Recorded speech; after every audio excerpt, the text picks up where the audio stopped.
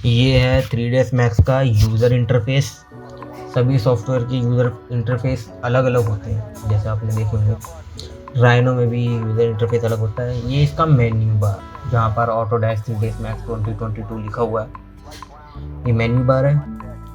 Then ये है main tool bar, यहाँ पे इसके सभी टूल्स दिख रहे हैं। ये कुछ वीरे के टूल्स हैं, देन ये कोरोना के। अब ये अपने व्यू पोर्ट्स, बाय डिफ़ॉल्ट इसके अंदर हमको मिलेंगे 4 व्यू पोर्ट, ठीक है ना। अब आप देखेंगे इसके अंदर पर्सपेक्टिव शो हो रहा है। मैं अगर कोई भी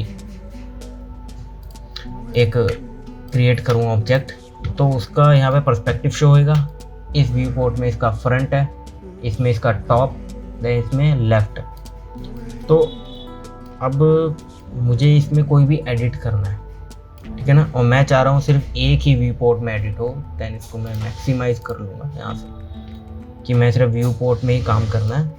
देन वापस मिनिमाइज करना है, तो प्लस के आइकन पे क्लिक करके देन वापस से मिनिमाइज। इसका शॉर्टकट है जो यहाँ पे लिखा भी है Alt+W, ठीक है। फ्रंट में जाके Alt+W करूँगा तो ये बड़ा छोटा हो जाएगा। टॉप में जाके Alt+W करेंगे, maximise then minimise. Same left में जाके मैक्सिमाइज एंड मिनिमाइज, ठीक है। ये अपने चारों व्यू पोर्ट हो गए। ये भी इंटरफेस की बात कर रहा हूँ, क्या कुछ अभी। ये है मेन एनिमेशन कंट्रोलर। ये बाद में काम आएगा जब हम इसको एनिमेट करेंगे किसी भी चीज़ को। देन यहाँ पर हमारे कुछ टूल आ जाते हैं, सेम प्ले एनिमेशन, पॉज करने के लिए। देन ये सभी एनिमेशन की ही कीज़ हैं। एज इट इज़ यहाँ पर अपना नेविगेशन टूल बार आ जाता है। ये नेविगेशन टूल बार है। यहाँ पे जितने भी पॉइंट अपने नेविगेशन के लिए, फॉर एग्जांपल इस पर क्लिक करूँगा तो zoom in then zoom out किसी भी व्यू पोर्ट में कर सकते हो, ठीक है। देन इस पर सिलेक्टिव होती है, कभी भी हम कैमरा यूज़ करते हैं ना तब इसका इस्तेमाल होएगा, अदरवाइज नहीं, ठीक है ना। अब जूम और जूम आउट जितने भी व्यू पोर्ट हैं सब में जूम इन जूम आउट करने के, सारे व्यू पोर्ट एक साथ बंद करें, ठीक है। अब मेरी स्क्रीन पर बहुत सारे ऑब्जेक्ट क्रिएट हैं, मुझे नहीं पता कौन सा ऑब्जेक्ट कहाँ पर है, मैं सिर्फ एक तरफ काम कर रहा हूँ, ठीक है। जब हम काम करेंगे ज़्यादा डिटेल में और छोटी छोटी चीज़ें इधर उधर होंगी तो हमें पता नहीं लगती वो कहाँ पर है। तो मैं जूम एक्सटेंड सिलेक्टेड पे क्लिक करूँगा, देन जितना भी स्क्रीन के ऊपर है मैं इसको जूम इन कर लेता हूँ, वो सारा शो हो जाएगा। अभी नहीं हो रहा है, फिर मुझे जूम आउट करना पड़ेगा, ढूंढना पड़ेगा कौन सा ऑब्जेक्ट कहाँ पर है। देन सेम मुझे क्लिक करना है इस पर, जूम एक्सटेंड सिलेक्शन, ये ऐसे करके। और किसी ऑब्जेक्ट को सिलेक्ट करके क्लिक करोगे तो फिर सिर्फ उस ऑब्जेक्ट को पूरी स्क्रीन पर शेयर कर देगा, शो कर देगा आपके, ठीक है।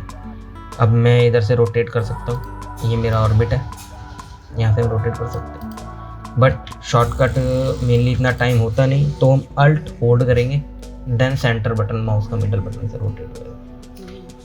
एक नेविगेशन बार से हम पैन कर सकते हैं, बट जब काम करेंगे तो हमें माउस की बटन से ही पैन करेंगे। दोनों तरीके से हो सकता है, ये शॉर्टकट है। तो अब ये आ जाती है अपनी मेन पैलेट जो यूज़ होता है स्क्रीन के ऊपर। इसमें ये है क्रिएट, ये मॉडिफायर है अपना। देन यहाँ पर पाइवोट्स, सिलेक्शन लेवल, ये बाद में यूज़ होंगे। मेनली अपना मॉडिफायर और क्रिएट है। क्रिएट में जितने भी टूल्स आते हैं वो कुछ ना कुछ क्रिएट करने के लिए ही है। जैसे यहाँ से मैंने टी पोर्ट लिया था, बॉक्स ले लेता हूँ, कोन ले लेते हैं हम, तो वो कुछ ना कुछ क्रिएट करने के लिए ही है। मॉडिफायर है इसके ऊपर मॉडिफाई करने के लिए, मुझे इसकी लेंथ बाद में एडिट करनी है, विड्थ एडिट करनी है, हाइट एडिट करनी है, वो मॉडिफाई करना होगा। वो सारी चीज़ें मॉडिफाई, या यहाँ से कोई जितने भी टूल हैं ये सब मॉडिफायर की लिस्ट है। बाद में धीरे धीरे मैं आपको बताऊँगा कैसे इसको यूज़ करना है, ठीक है। तो ये अपना मेनली जो यूज़र इंटरफेस के ऊपर टूल्स आते हैं वो अपने क्लियर हो गए, ओके। कुछ भी स्क्रीन के ऊपर आपको क्रिएट करना है तो क्रिएट वाले बार्स में आओगे। जैसे कि मैं अभी इसमें एक बॉक्स क्रिएट कर रहा हूँ, ठीक है। Alt+W करके शॉर्टकट से मैं इस पर बड़ा कर लिया।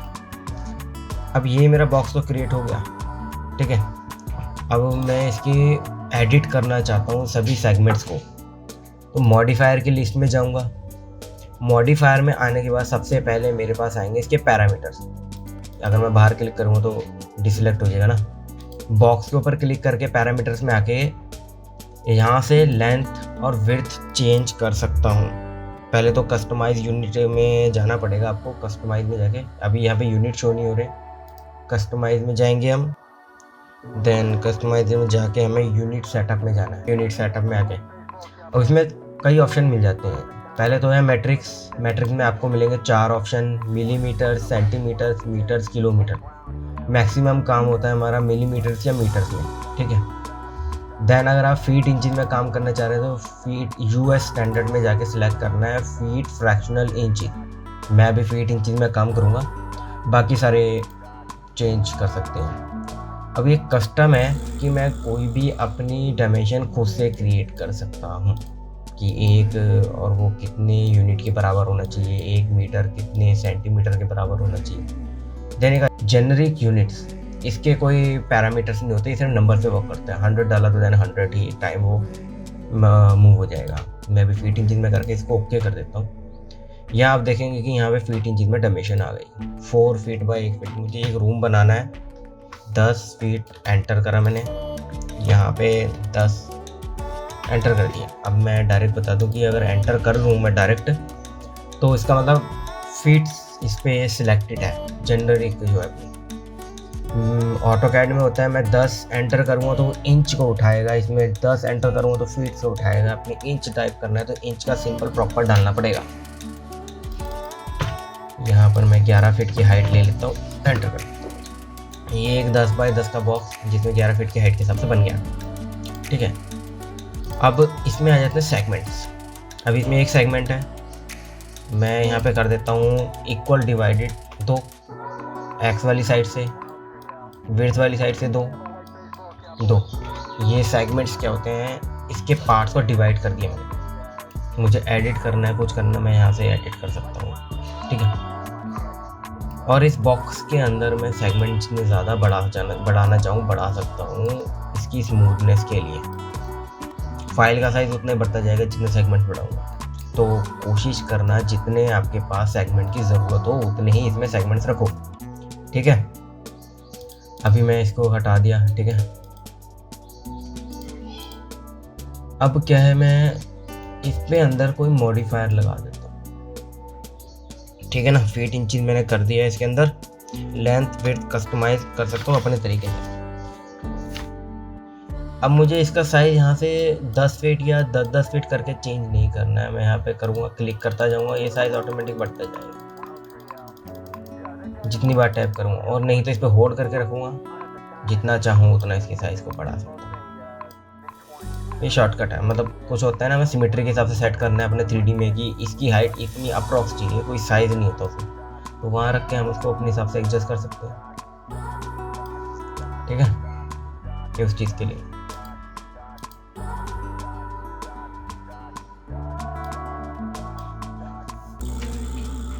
ये सिंपल है, लेकिन आप एक चीज़ याद रखना, कभी भी बॉक्स की पैरामीटर्स में जाकर आप राइट क्लिक करोगे तो वो 0 हो जाएगा, ठीक है। तो उस चीज़ का थोड़ा सा आप ध्यान रखना। किसी भी डायमेंशन के ऊपर कहीं पर भी आप उस पर राइट क्लिक कर देते हो वो 0 हो जाती है डायमेंशन। हाँ, 0 हो जाएगी। 0 अपने करनी है या उसकी पैरामीटर्स कोई भी विड्थ चेंज करनी है बिल्कुल शुरू से शुरू, तो देन राइट क्लिक शॉर्टकट है उसका। अब क्या है कि सेगमेंट कितने ज़्यादा होंगे वो डिपेंड करता है आपके सरफेस कर्व में कितना स्मूथ आपको चाहिए। अब मैं कोई और ऑब्जेक्ट ले लेता हूँ, फॉर एग्जांपल मैं टीपॉट ले लिया, ठीक है। अब इसकी पैरामीटर्स में इसमें गया मैं, अब इसमें रेडियस आ जाता है, साइज, सेगमेंट्स बढ़ाऊंगा जितने ज़्यादा आप देखोगे उतने ज़्यादा सेगमेंट। अब मैंने कम करा ना सेगमेंट, आप समझ रहे हो मैं क्या कर रहा हूँ, उसकी स्मूथनेस खत्म हो गई। अब मैं इस पर क्लिक कर देता हूँ, प्रॉपर फ्लैट हो गया।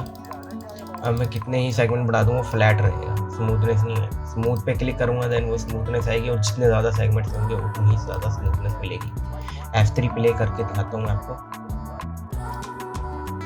ज़्यादा क्लियर पता लगेगा कि सरफेस पे कितना कंफर्ट है। ठीक है, अब ये टी पॉट आपको बॉडी चाहिए, इसकी हैंडल चाहिए, स्पाउट चाहिए, लिड चाहिए कि नहीं, वो अपने हिसाब से आप इसको एडिट कर लो। अब मैं इसके अंदर कोई और ऑब्जेक्ट लेता हूँ, कोन क्रिएट करना है। पहले हमें बेस का रेडियस, हाइट पे जाएंगे, देन दूसरा रेडियस में डाल देंगे। ठीक है, ये सिंपल है। इस पे जाके मॉडिफायर में जाऊंगा, सेम इसके मैं हाइट विड्थ चेंज कर सकता हूँ। सेगमेंट्स बढ़ाने हैं कितने ज़्यादा सेगमेंट्स, अब मैं इसके कैप जो है ना उसके सेगमेंट्स हैं, ये कैप के सेगमेंट्स कितने ज़्यादा चाहिए। अब ये साइड्स है, स्मूथनेस यहाँ पे पता लगेगी, पेंटागन हेक्सागन, और ज़्यादा साइड कर दोगे तो वो ज़्यादा स्मूथ हो जाएगा। ये स्लाइस दिखा देता हूँ क्या होता है। कैप वाली साइड से अगर मैं हटा रहा हूँ ना, तो ये एक स्लाइस ऐड करने पे यहाँ पे मेरे पे पॉइंट आ रहा है। ठीक है, स्लाइस ऐड करके मैं यहाँ पे एक टिक आ रहा है इसके ऊपर, स्लाइस ऐड हो गया। अब मैं स्लाइड्स पे क्लिक करूँगा ना तो ये इस तरह से कट होता जाएगा। देन स्लाइस 2 लिखा है दूसरी साइड से, दूसरी साइड पे चेंज हो जाएगा।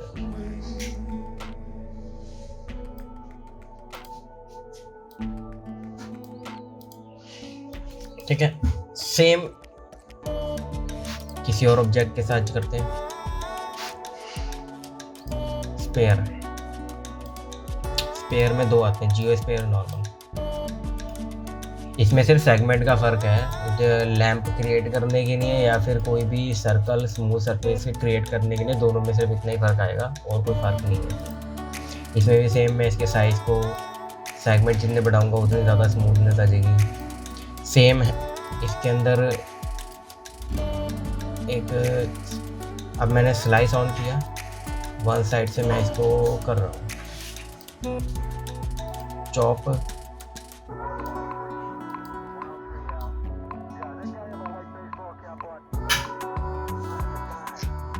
ध्यान से स्क्वैच को देखो, स्क्वैच पे क्लिक करूँगा मैं हाफ कर सकता हूँ, सेगमेंट भी कम हो रहे हैं। ठीक है, लेकिन अब सेगमेंट वही रुके हुए हैं और ये हाफ होता जा रहा है। ये अब इसको किसी और टोरस, एक रेडियस दूसरा रेडियस, सेम इसकी मॉडिफाई करना, साइज को दूसरे रेडियस को, रोटेशन के हिसाब से देनी है, ट्विस्ट। अब इसमें क्या है, मैं स्लाइस कर देता हूँ पहले से। ठीक है, और ट्विस्ट कर देता हूँ और सेगमेंट कम कर देता हूँ।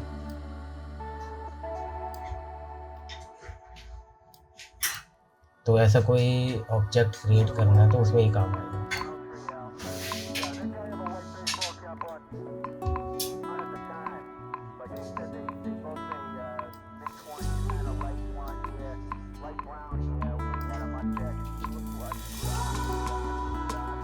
Okay report.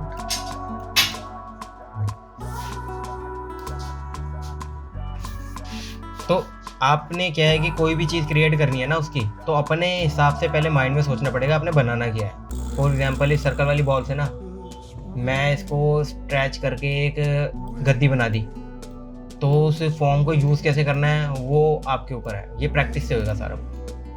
जितनी प्रैक्टिस करोगे, जितना उसको बार बार रिपीट करोगे ना, तो उसमें ज़्यादा आपका प्रॉफिट होगा। ओके, अब मैं बात करता हूँ मूव कमांड के ऊपर। ठीक है, सबसे पहले तो देखो कोई ऑब्जेक्ट मैं क्रिएट कर लेता हूँ। ठीक है,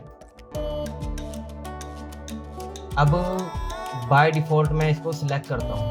ठीक है ना, तो सिलेक्शन टूल ये है, ये सिर्फ ऑब्जेक्ट को सिलेक्ट करा और दिखाएगा कि आपने सिलेक्ट किया हुआ किसी एक ऑब्जेक्ट को। मूव करने के लिए यहाँ पर मेरे लिए मूव की कमांड है और सेंटर में एक पाइवोट आ जाएगा मेरे पास। मैं इसके ऊपर माउस लेके जाऊँगा और वहाँ से अगर लेके जाऊँगा तो ये लाइन जो है उसकी येलो हो जाएगी। रेड एक्सिस को सिलेक्ट किया हुआ है मतलब एक एक्स एक्सिस, वाई एक्सिस को सिलेक्ट किया है मतलब ग्रीन वाली एक्सिस को, देन अपना येलो जेड एक्सिस के लिए। तो जिस पे भी मैं लेके जाऊँगा माउस वो मेरा येलो हो जाएगा। मूवमेंट के लिए, ठीक है। अब मुझे एक्स और वाई एक्सिस में एक साथ वर्क करना है, या एक्स और जेड एक्सिस में, तो इस पॉइंट पे जाऊंगा, देन मैं इसी एक्सिस के ऊपर वर्क करूंगा, ठीक है। मैं इस जेड और वाई एक्सिस पे जाऊंगा तो दोनों तरफ वर्क करूंगा, देन मैं टॉप से वर्क कर रहा हूँ तो सिर्फ एक्स और वाई में वर्क करूँगा, जेड में नहीं। लेकिन अगर मैं इस पॉइंट को पकड़ता हूँ इसके पाइवट के, तो ये कहीं पर भी जाएगा, जेड एक्स वाई किसी भी पॉइंट के ऊपर। अब मुझे ये नहीं पता लगेगा कि गया किस साइड है, जेड एक्सिस में गया है, वाई एक्सिस में गया है, या एक्स एक्सिस में गया है। फ्रंट से देखूंगा तो नीचे आ गया, ठीक है। अब मुझे क्या करना है कि इसको अपने, ये क्वाड्रेंट है मेरा, ठीक है ना, ये मेरा क्वाड्रेंट है, और इस क्वाड्रेंट के अंदर एक एक्स एक्सिस है, एक वाई एक्सिस है, सेंटर में जो क्वाड्रेंट आता है वो 0 0 कहलाता है, ठीक है ना। ग्राफ का जो सेंटर होता है वो 0 0। इसको सिलेक्ट करके यहाँ पर कुछ डिस्टेंस शो हो रहे हैं एक्स वाई जेड के। अगर इसको मैं 0 एंटर करता हूँ, जैसे राइट क्लिक करके मैंने आपको बताया था 0 करेंगे तो वो बिल्कुल सेंटर में ही एक्सिस आ जाएगा, और वो ऑब्जेक्ट के सेंटर में नहीं आया, वो इस पाइवट के सेंटर में आया, और ये पाइवट हमारे इस ब्लॉक के सेंटर में है, ठीक है ना। वो आपके ऊपर है। ये ओरिजिन पॉइंट है इसका, जो कि 0 होता है, क्वाड्रेंट का ओरिजिन पॉइंट 0 होता है। इस पाइवट को अगर आप चेंज करना चाहते हो तो आप यहाँ पर आकर इफेक्ट पाइवट ओनली कर दो, सिर्फ पाइवट वर्क करेगा, अपना ऑब्जेक्ट नहीं हिलेगा। मैं इसको ऑब्जेक्ट को मूव कर देता हूँ किसी कॉर्नर पे, देन ओके। अब ये पाइवट इसके इस एक्सिस पर आ गया, यहाँ से क्वाड्रेंट्स जो है हमारे हिल चुके हैं। क्लिक करके मैं इसको 0 0 करूँगा तो अब आप देखेंगे कि ऑब्जेक्ट कॉर्नर में चला गया, बट जो पाइवट है अब 0 0 पे आ गया। कभी कभार क्या होता है, ऑब्जेक्ट में काम करते करते पाइवट हिल जाता है। सिलेक्ट करके मैं इसको effect only, then centre to object कर देना है जैसे पहले थे। Align to object, align to word, centre to object, वो चॉइस है। अब ये बिल्कुल सेंटर में चला गया अपने पाइवट ऑब्जेक्ट। ओके, हाँ जी। आप पाइवट पॉइंट को कैसे भी चेंज कर सकते हो, उसके अगेंस्ट, और राइट क्लिक करके उसे मूव कर सकते हो। राइट क्लिक करेंगे, देन आपको मूव की कमांड लेनी है, वो यहाँ से भी ले सकते हो। आपने सिलेक्शन दिया हुआ है, सिलेक्ट किया, राइट क्लिक, मूव, देन वो मूव की वर्क करेगी। इसकी प्रॉपर्टीज जो यहाँ पर दिख रही है, सेम क्वाड्रेंट प्रॉपर्टीज ये वाली आ जाएंगी। डन। ये तो हो गया हमारा मूव। अब मैं बात करूँगा रोटेट के। ये रही अपनी रोटेट। मूव के लिए शॉर्टकट है W, रोटेट के लिए शॉर्टकट है E। इस पर क्लिक करा। अब इसमें भी same x axis, y axis and z axis है। जो अपने ग्रीन है एक्स एक्सिस पे रोटेट करेगा, ये वाई एक्सिस पे रोटेट कर रहा है, देन एक जेड एक्सिस पे रोटेट, तीनों अलग अलग डायमेंशन में, और सेम क्वाड्रेंट इसके अलग आएंगे। लेकिन ये मूव वाले क्वाड्रेंट नहीं है। अगर मैं 0 0 कर दूंगा तो ये सेंटर में आएगा, नहीं, ये उस सेंटर पॉइंट से डिग्री शो कर रहा है, इतनी डिग्री ये रोटेट करेगा, ठीक है। ये आप जैसे मर्जी इसको मूव करके अपने हिसाब से सेट करवा दो। लेकिन अगर इसमें मूव की कमांड लगा दूं तो यहाँ पर अगर मैं 0 0 करता हूँ तो वो उस मूव के क्वाड्रेंट्स पे वर्क करेगी, ठीक है।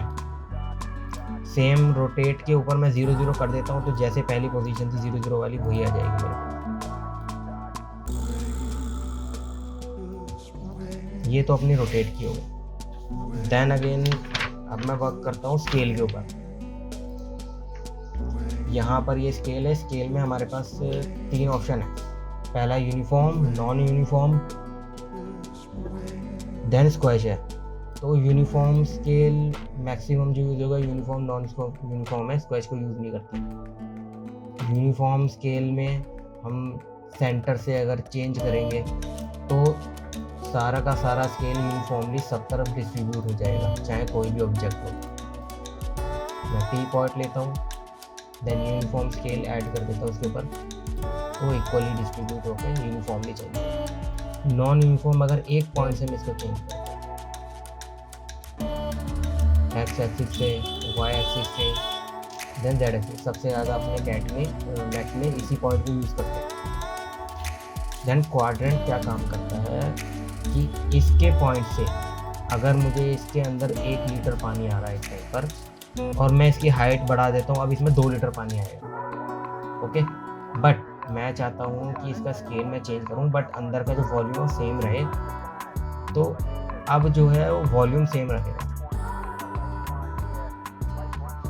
आई थिंक आप समझ गए। इसका ज़्यादा यूज़ होता नहीं है, ये वॉल्यूम उतनी। अब पानी इसके अंदर 1 लीटर ही है, मैं कैसे इसको स्केल कर, क्वांटिटी वॉल्यूम चेंज नहीं करूँ। तो ये था अपना स्केल का। सेम स्केल के अंदर भी यूनिफॉर्म नॉन यूनिफॉर्म में अगर आप यहाँ क्वाड्रेंट देखेंगे तो सिलेक्ट करने के बाद क्वाड्रेंट जो है हमारे यहाँ पे चेंज होते हैं। ये हमारे यूनिफॉर्मली है, तभी एक्स और वाई सेम जलेंगे, वाई और जेड। अगर मैं यहाँ से ही चेंज कर दूँ नॉन यूनिफॉर्म, तो यहाँ पे तीनों अलग अलग क्वाड्रेंट्स इनेबल हो जाए। ठीक है, स्क्वैच का ज़्यादा यूज़ होता नहीं। देन अब मैं करूँगा इसमें कॉपी का ही। कॉपी थोड़ी इम्पोर्टेंट है। मैं यहाँ पे 3 ऑब्जेक्ट ले लेता हूँ। अभी मैं बता देता हूँ मैंने 3 क्यों लिए हैं। तीनों को मैं एक अलग अलग कलर दे देता हूँ अभी के लिए। प्रॉपर्टी में जाके इनकी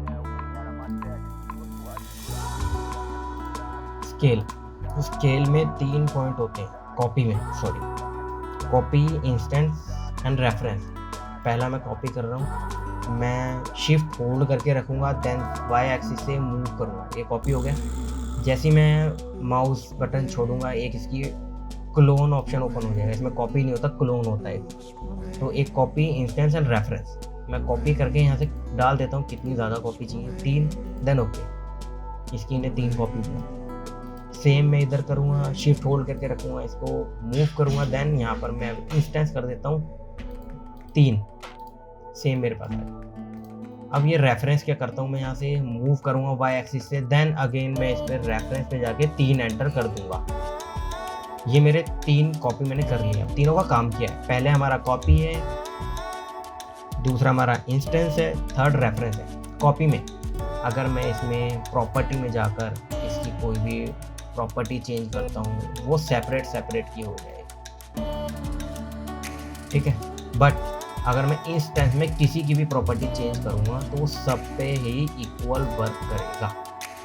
चाहे मैं इसकी चेंज करूँ, चाहे मैं इसकी चेंज करूँ, किसी भी ऑब्जेक्ट, क्योंकि हमने इंस्टेंस किया। बट जो रेफरेंस होता है ना, रेफरेंस कैसे काम करता है कि इसके थ्रू मैंने 3 कॉपी की है, तो ये मेरा रेफरेंस है। मैं इसकी प्रॉपर्टी चेंज करूँगा तो वो वर्क करेगा, बट अगर मैं इनकी प्रॉपर्टी चेंज करता हूँ तो वो वर्क नहीं करेगा, इनकी प्रॉपर्टी ही शो नहीं करेगा, क्योंकि वो इसके रेफरेंस से है ना।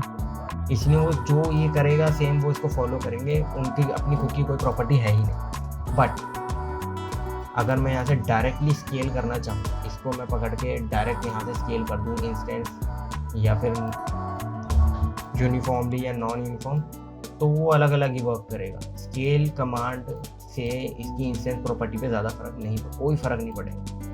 बट यहीं से आकर मैं इसकी प्रॉपर्टी में चेंज करूँगा, फिर वो इक्वल फोर्स पड़ेगा सबके ऊपर बराबर।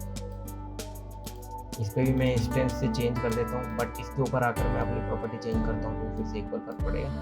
तो ये कॉपी कमांड के 3 पॉइंट हो गए। जो सबसे ज़्यादा हमारा यूज़ होता है वो इंस्टेंस और कॉपी है। कॉपी में मैं बताता हूँ, जैसे मेरा इंस्टेंस है, इंस्टेंस जब हम पिलर बना रहे हैं और सेम पिलर कंटिन्यू मैंने बहुत सारे कॉपी कर दिए हैं, मेरे को पता है कि इन कॉपीज़ की ज़रूरत पड़ेगी, मैंने 10-12 कॉपी करके एक स्ट्रक्चर क्रिएट करा है कॉलम और बीम का, और कॉलम मुझे फ्यूचर में अपडेट करना पड़े तो सेम मैं प्रॉपर्टी में जाऊंगा। हाँ, मैं इसकी प्रॉपर्टी में जाऊंगा और एक कभी मैं चेंज करता हूँ तो वो सब में चेंज हो जाएगा। पैरामीटर जो इसके पैरामीटर्स हैं वो एक के भी मैं अपडेट करूँगा, सबके पैरामीटर सेम अपडेट हो जाएंगे। तो ये बहुत ज़्यादा काम देता है इंस्टेंस। कॉपी कमांड जब मुझे कॉपी एक करनी है, बाद में उसको चेंज करना पड़ सकता है, तो उसके लिए मैं यूज़ करूँगा। तो कोशिश करना है कि जहाँ पर आपको लगता है फ्यूचर में इसके अपडेट्स हो सकते हैं और सब में सेम अपडेट करना है, चाहे वो कोई भी ऑब्जेक्ट हो। फॉर एग्जाम्पल मैं सर्कल ले लेता हूँ, सिलेंडर, ये मैं पिलर बना देता हूँ। ठीक है, मैं इसकी कॉपी कर लेता हूँ, बट करूँगा मैं इंस्टेंस। मुझे पता है ये कॉरिडोर में कॉलम लगे हुए हैं और एक कॉलम को मुझे फ्यूचर में अपडेट करना पड़ता है, वो सब में भी मुझे अपडेट करना है। तो मैं सिंपल इसकी प्रॉपर्टी में जाऊंगा, इसकी हाइट सेगमेंट जो भी चेंज करूँगा वो सब में ही मेरे अपडेट होते जाएंगे। तो ये बहुत ज़्यादा काम की चीज़ है और आपके काम को टाइम को चेंज कर देती है, कोई भी आपको फ्यूचर में अपडेट करना। तो आज की नई वीडियो में इतना ही। प्लीज़ वीडियो को लाइक, चैनल को सब्सक्राइब जरूर करें और वीडियो